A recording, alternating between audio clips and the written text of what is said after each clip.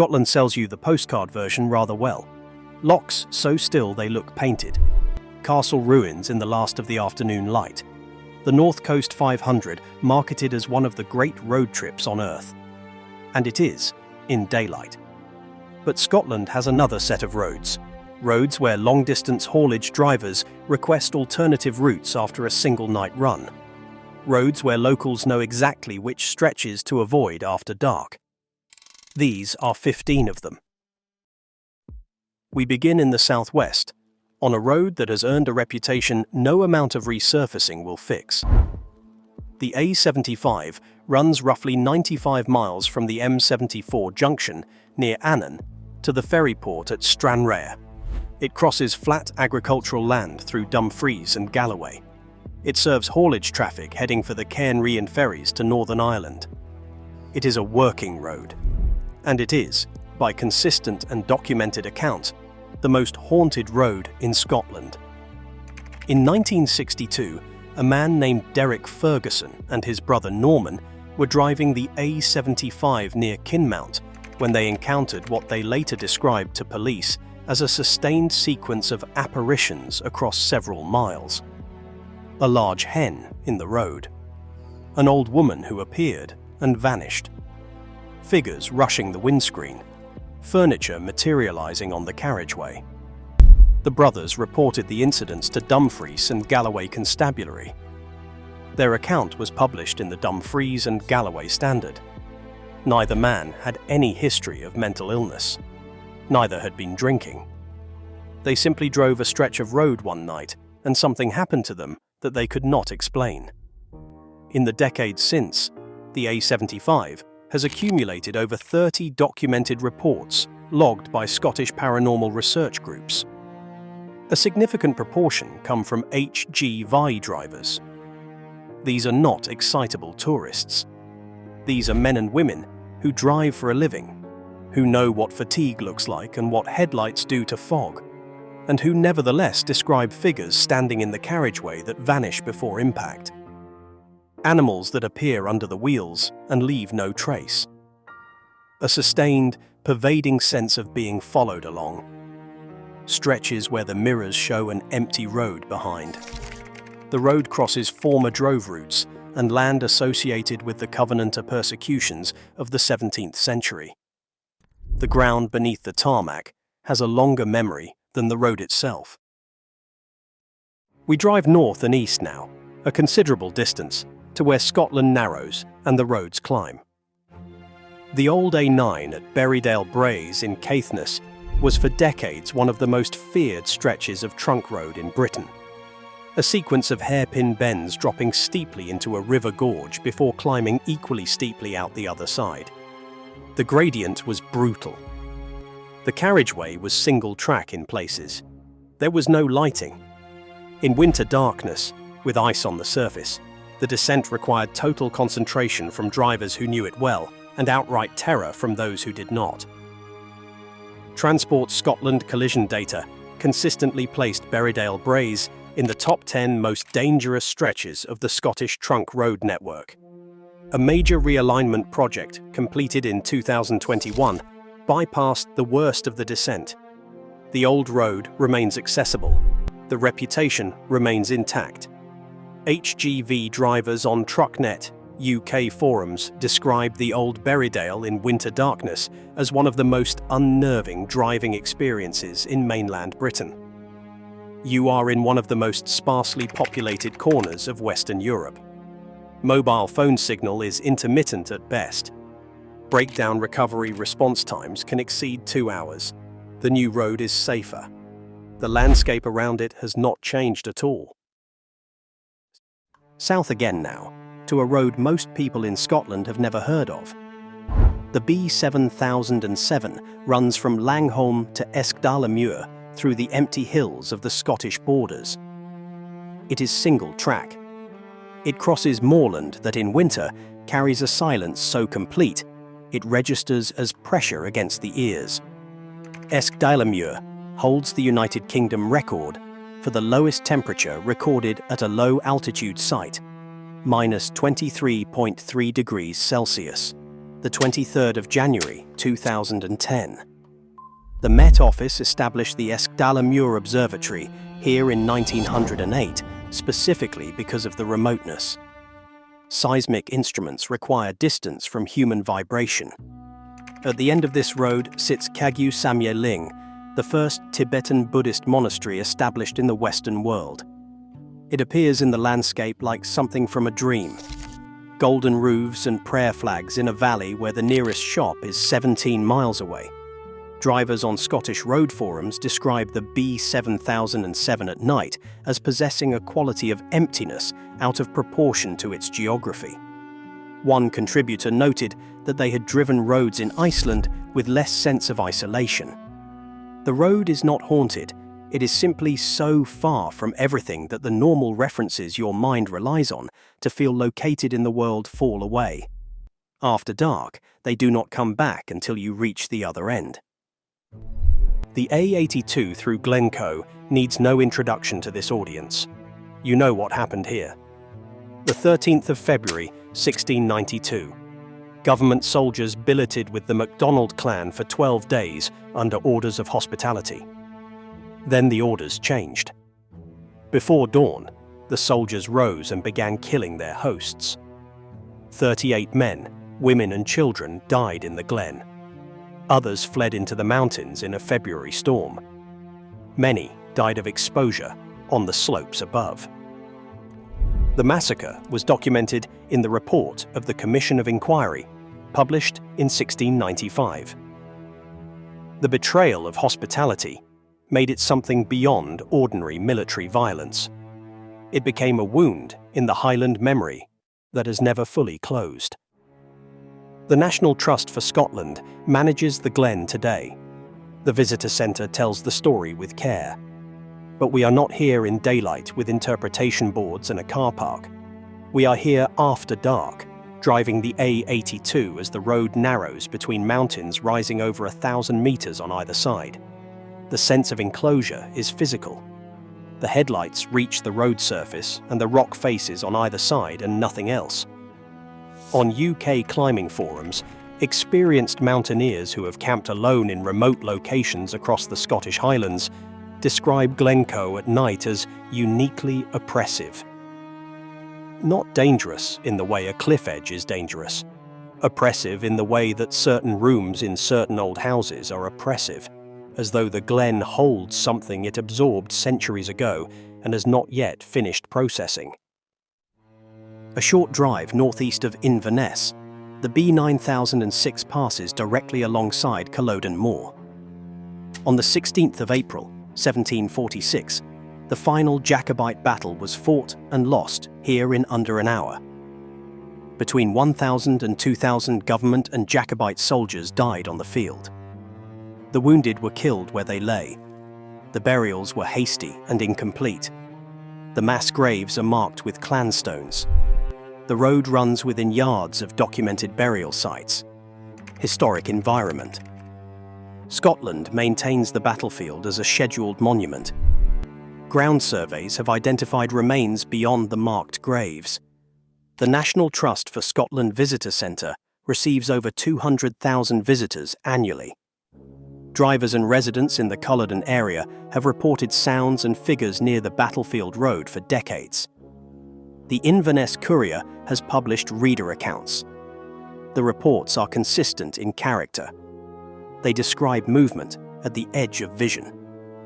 Sound carried on wind that resolves into nothing identifiable. A sense of activity in a place that should be still. The battlefield is a preserved absence. 1,700 men were alive here one morning and dead by lunchtime. The road runs through the middle of it, and after dark, the middle of it feels exactly like what it is. We turn west to the Ayrshire coast for something different.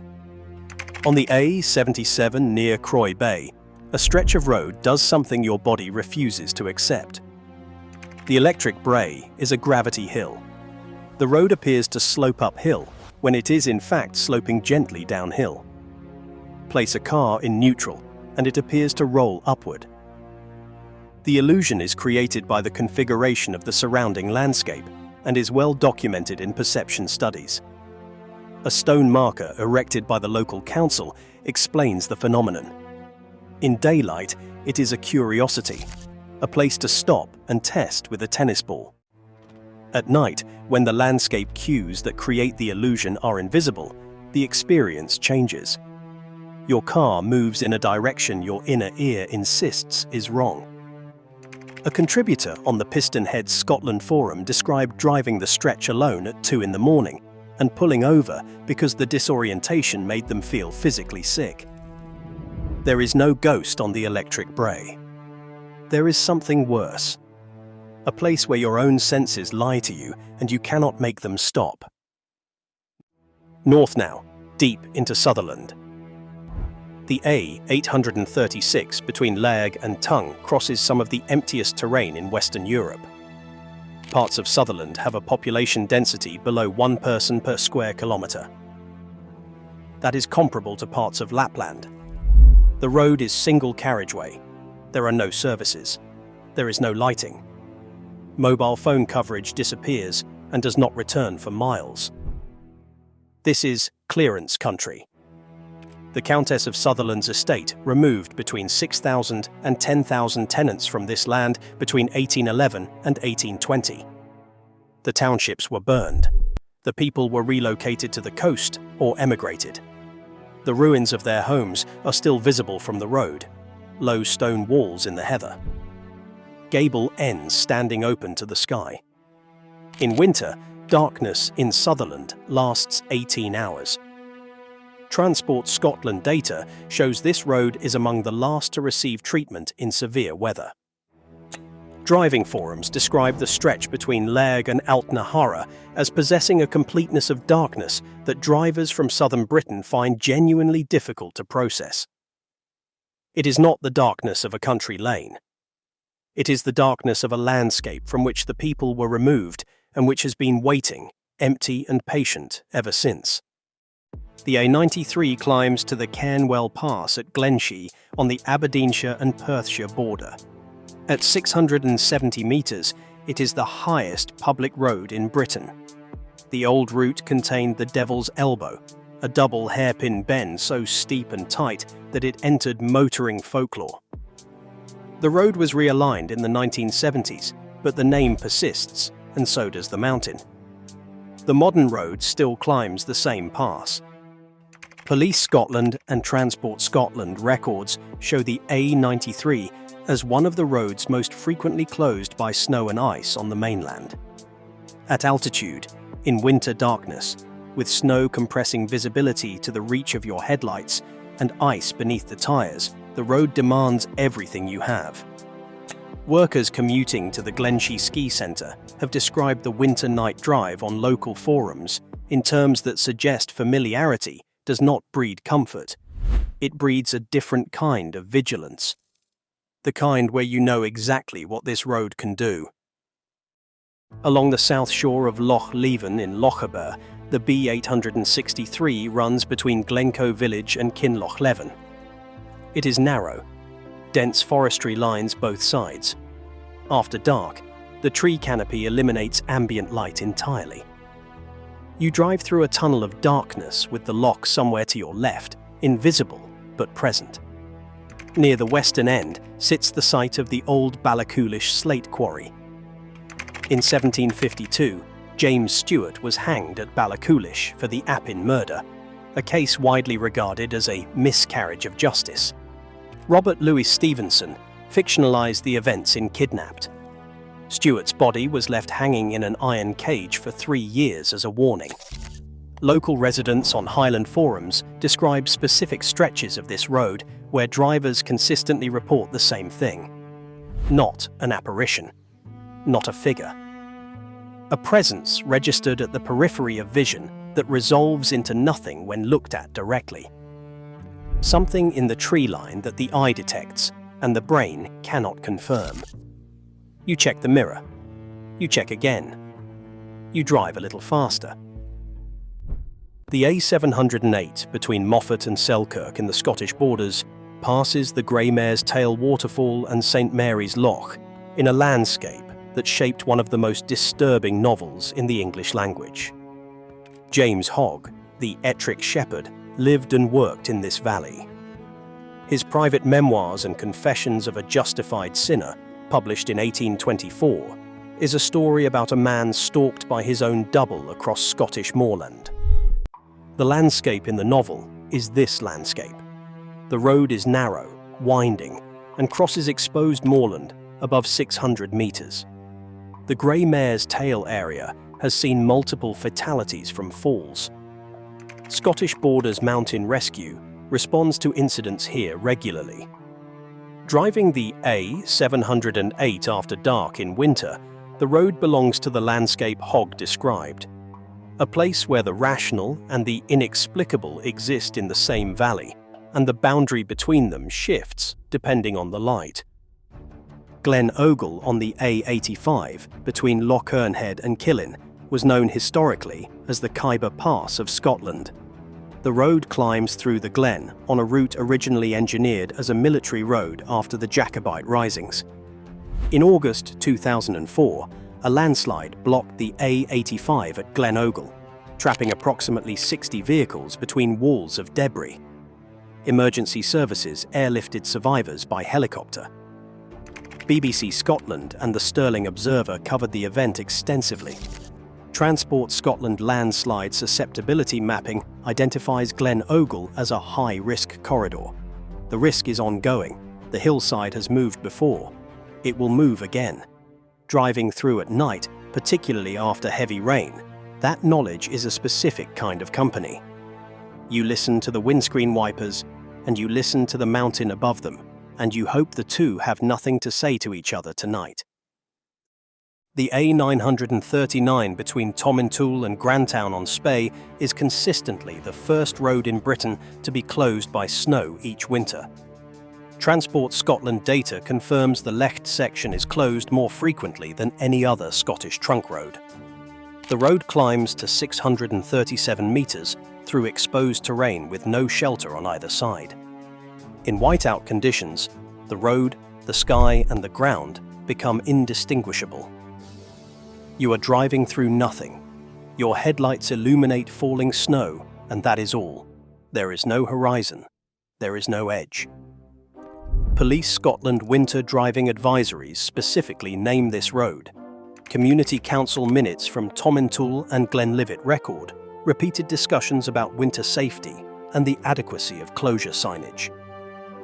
The people who live in Tomintoul, often described as the highest village in the Highlands, know this road the way a fisherman knows a stretch of coast.